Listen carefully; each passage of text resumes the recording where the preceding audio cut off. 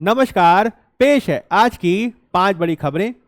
अलीगढ़ मुस्लिम university यानी AMU के अल्पसंख्यक दर्जे को लेकर हाल ही में सुप्रीम कोर्ट का एक बेहद महत्वपूर्ण फैसला देखा गया है।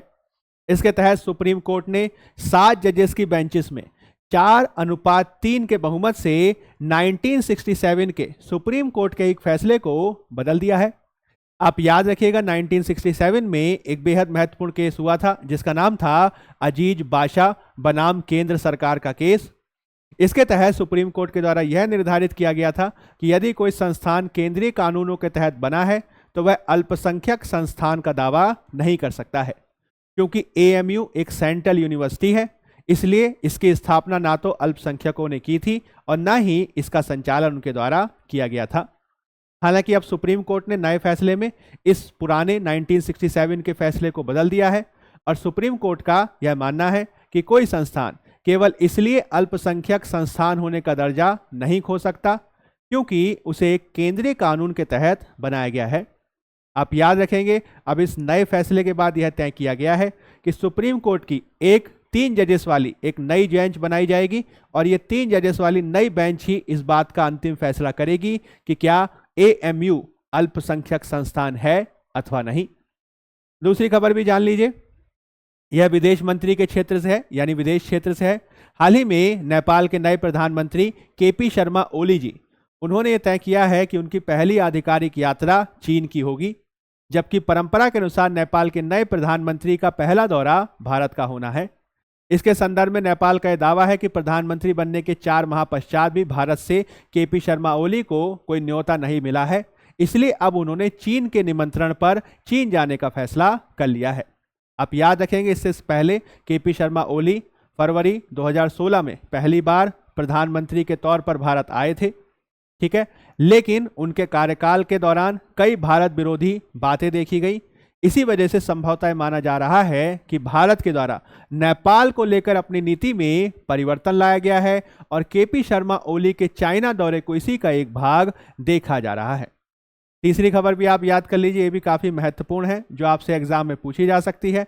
हाल ही में दिल्ली हाई कोर्ट ने अपने एक फैसले में जो एक फेमस, आप याद रखेंगे, लेखक है सलमान रश्दी की पुस्तक सैटेनिक वर्सेस के आयात से प्रतिबंध को हटा दिया है। इसके संदर्भ में दिल्ली हाई कोर्ट का मानना है कि जब इसको लेकर नोटिफिकेशन मांगा गया कि किस नोटिफिकेशन के तहत प्रतिबंध लगाया गया था, तो सरकार किसी प्रकार का कोई नोटिफिकेशन प्रस्तुत नहीं कर सकी, इसलिए इस प्रकार के प्रतिबंध को हटाया गया है। आप याद रखिएगा, सैटेनिक वर्सेस को लेकर इस बात का आरोप है कि वह इस्लाम को लेकर नकारात्मक टिप्पणियां करती है। इसी वजह से 1988 में राजीव गांधी की सरकार के द्वारा इस पर प्रतिबंध लगा दिया गया था। उल्लेखनीय है कि जो सलमान रश्दी हैं वह बेहद फेमस राइटर हैं जिन्होंने कई सारी बुक्स वगैरह लिखी हैं।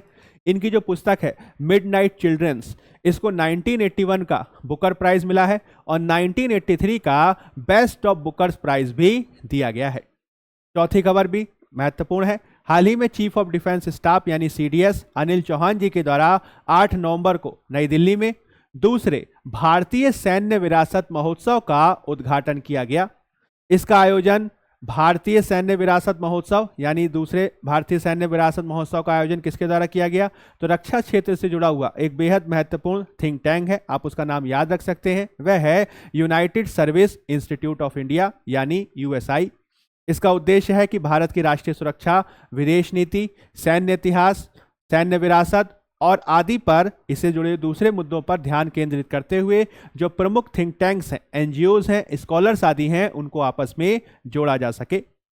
पांचवी जो खबर है वो खेल से संबंधित है। हाल ही में भारतीय ग्रैंड मास्टर अर्जुन एरिगेसी 7 नवंबर को लाइव शतरंज रैंकिंग में दूसरे स्थान पर पहुंच गए और अब वे केवल 5 बार के विश्व चैंपियन जो मैग्नस कार्लसन हैं उनसे केवल 1 स्थान ही पीछे हैं।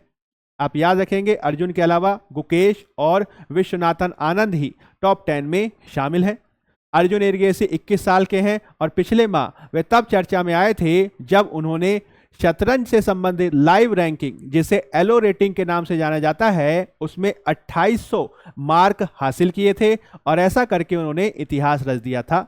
वैसे केवल दूसरे खिलाड़ी थे, यानी दूसरे भारतीय खिलाड़ी थे जिन्होंने इस प्रकार की रैंकिंग को हासिल किया था। इससे पहले केवल विश्वनाथन आनंद ही इस प्रकार की रैंकिंग हासिल कर सके थे।